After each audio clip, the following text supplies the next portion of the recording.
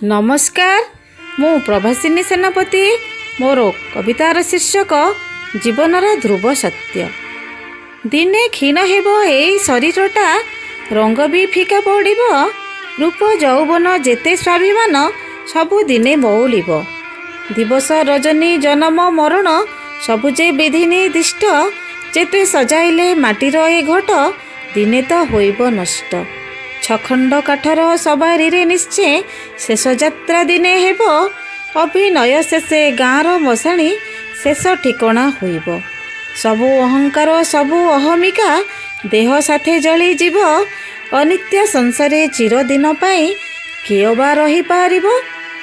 प्रिय परिजन मने पकाइन कांदिबे जे किछि दिन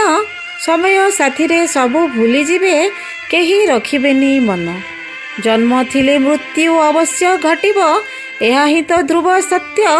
धर्म कर्म किछि करिले जीवने लभिबा मुक्ति पथ। नमस्कार।